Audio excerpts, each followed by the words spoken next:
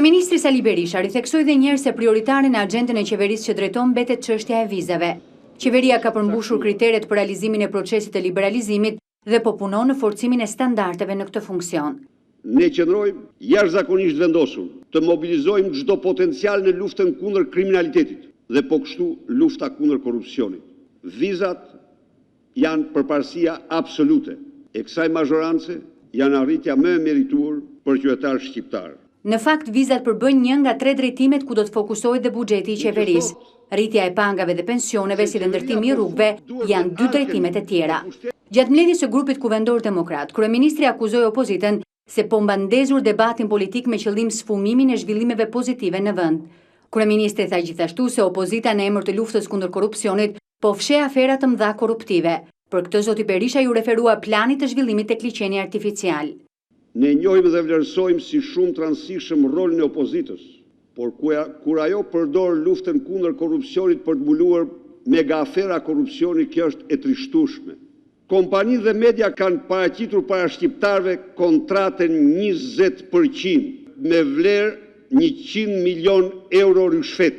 Ky është rasti i parë kur 20% paraqitet para shqiptarëve si një gjigant 35 katësh.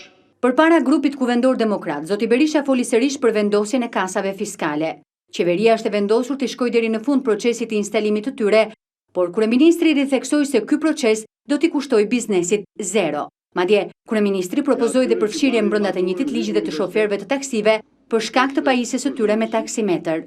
Kasat do të vihen, ligji do vijë në parlament, në ligj do përfshihen të gjithë shoferat e taksive pa përjashtim.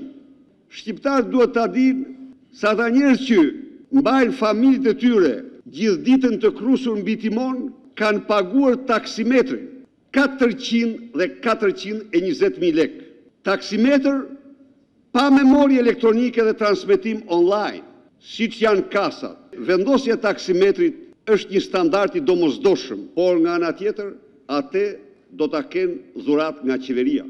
Do zbritet në taksa. Ata që kanë paguar nuk do të paguajnë shumën respektive të taksave.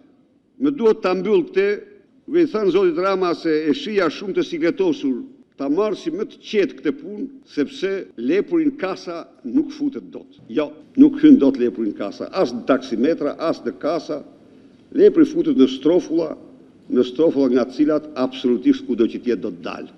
Duke garantuar dhe njërë biznesin se qeveria mbetet një aleat i fort i tyre, kryeministri Sali Berisha sulmoi kryebashkiakun Rama, duke i kujtuar vendimet e herpasershme për rritje të taksave vendore. E garantoj zotin Rama se nuk do të ketë paksim të buxhetit për bashkitë dhe komunat. Absolutisht jo.